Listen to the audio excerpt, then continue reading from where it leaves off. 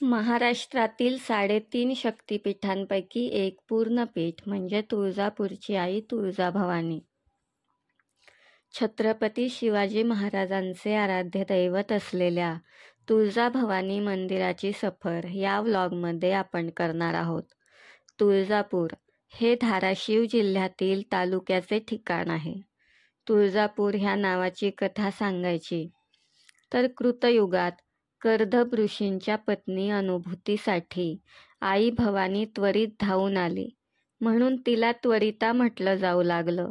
त्वरिताचं तुळजा आणि तुळजाचं अपभ्रंश होऊन पुढे तुळजा झालं आणि तुळजावरूनच ह्या गावाचं नाव तुळजापूर झालं. भाविकांच्या गर्दीने रस्ता ओसंडून जातो.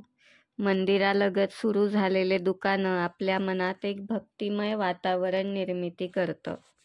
तुळजाभवानीला प्रिय असलेली कवड्याची माळ इथे जागोजागी दिसते. हिरव्या रंगाच्या पिवळे ठिपके असलेल्या बांगड्या ही तुळजापूरची ओळख आहे. कोणत्याही स्त्रीच्या हातात ह्या बांगड्या दिसल्या तर ती तुळजापूरला जाऊन आली आहे हे आपण ओळखू शकतो. राजे शहाजी ह्या महाद्वारातून मंदिरात दर्शनासाठी प्रवेश करता येतो. बाहेर पास काढण्यासाठी मोठा हॉल आहे. आपण बिना पासचे देखील दर्शन घेऊ शकतो. आम्ही तिथल्या सिक्युरिटी गार्डकडे चौकशी केली असता आम्हाला समजले की बिना पासच्या दर्शनासाठी गेले तर 4 ते 5 तास लागतील.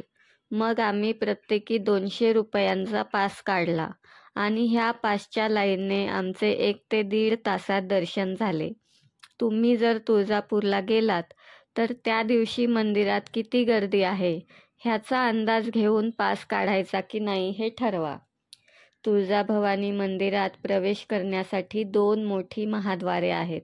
एका प्रवेशद्वारास राजे शहाजी महाद्वार तर दुसऱ्या दरवाजाला राजमाता जिजाऊ महाद्वार असे नाव देण्यात आले आहे.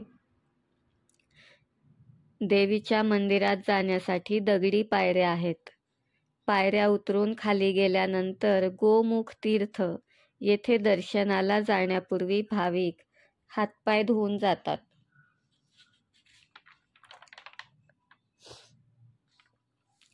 समोरच कल्लोळ तीर्थ आहे. देवीच्या स्नानासाठी 3 तीर्थ एकत्र आली असे कल्लोळ तीर्थाच्या बाबतीत सांगितले जाते. मंदिराच्या मुख्य द्वारापाशी उजव्या सोंडेचा सिद्धिविनायक आहे. तिथेच आदिशक्ती, आदिमाया आणि अन्नपूर्णा देवीचे मंदिर आहे. त्याचबरोबर मातंगी देवीचे मंदिर पण आहे. श्री दत्त मंदिर, यमाई देवी मंदिर, खंडोबा मंदिर ही सर्व मंदिरे आपलं लक्ष वेधून घेतात. तसेच चिंतामणी हे एक भाविकांचं आकर्षण आहे. ह्यावर हात ठेवून भाविक आपल्या मनातील प्रश्न विचारतात. जर चिंतामणी उजव्या बाजूला फिरला तर सकारात्मक कौल मानला जातो आणि डाव्या बाजूला फिरला तर नकारात्मक कौल मानतात. पुढे गेल्यावर मंदिराचे आवार दर्शनी पडते. या प्रशस्त आवारात भाविकांची बसण्याची सोय करण्यात आली आहे. इथूनच श्री तुळजाभवानीचे दर्शन होते. मंदिराच्या मुख्य गाभाऱ्याचा दरवाजा चांदीच्या पत्र्याने मढविला असून त्यावर सुरेख असे नक्षीकाम करण्यात आले आहे. इथेच तुळजाभवानीची प्रसन्न आणि तेजस्वी काळ्या पाषाणाची मूर्ती दिसून येते. 3 फूट उंचीची ही मूर्ती स्वयंभू आहे.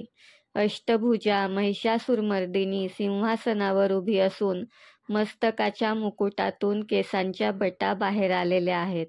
देवीच्या 8 हातात त्रिशूळ, बिचवा, बाण, चक्र, शंख, धनुष्य, पाणपात्र आणि राक्षसाची शेंडी आहे. पाठीवर बाणाचा भाता असून देवीच्या मुखाच्या डाव्या आणि उजव्या अंगाला चंद्र आणि सूर्य आहेत. तुळजाभवानीचा उजवा पाय महिषासूर राक्षसावर तर डावा पाय जमिनीवर दिसून येतो. 2 पायांमध्येच महिषासूर राक्षसाचे मस्तक आहे. तुळजाभवानी देवीचे मुख चल मूर्ती आहे. उत्सव मूर्तीची मिरवणूक न काढता प्रत्यक्ष तुळजाभवानी देवीच्या मूर्तीची पालखीत बसवून मंदिराभोवती मिरवणूक काढली जाते. वर्षातून एकूण 3 वेळा मूर्ती सिंहासनावरून हलवून गाभाऱ्याबाहेर असलेल्या पलंगावर ठेवली जाते. नंतर विजयादशमीच्या दिवशी सीमोल्लंघनाच्या वेळी आईची पालखीतून मिरवणूक काढली जाते. देवीच्या पालखीभोवती श्रीयंत्र, खंडोबा आणि महादेवाची मिरवणूकही निघते. तुळजाभवानी मातेच्या मंदिरातील रंगपंचमी हा सण पारंपरिक पद्धतीने साजरा केला जातो. तसेच इथे काळभैरव उत्सव, दसरा उत्सव साजरा केला जातो. ग्रहण काळात देवीस सोवळ्यात आणि पांढऱ्या शुभ्र वस्त्रात ठेवण्यात येते. त्यावेळी साजशृंगार नसतो. ग्रहण काळानंतर श्रीदेवीस स्नान घातले जाते आणि नंतर पूजा करण्यात येते. नवरात्रीच्या काळात भक्त राज्यभरातून पायी पालख्या घेऊन येतात. छत्रपती शिवाजी महाराजांनी भवानी चरणी अर्पण केलेल्या सोन्याच्या पुतळ्याची माळ आजही देवीच्या मुख्य अलंकारांपैकी एक आहे. तुळजाभवानी ही आदिशक्ती म्हणून सर्वश्रेष्ठ मानली जाते. तुळजाभवानी मातेची उत्सव मूर्ती एका चांदीच्या मेघडंबरीमध्ये, म्हणजे एक प्रकारे वाहन आहे, त्यात ठेवली जाते. तसेच पादुका पण ठेवल्या जातात आणि त्या वाहनातून मंदिराभोवती प्रदक्षिणा पूर्ण करतात. ह्याला छबिना असे म्हटले जाते. तुळजाभवानी मातेचा छबिना कालावधी प्रत्येक मंगळवारी, पौर्णिमेच्या दिवशी आणि त्यानंतर असतो.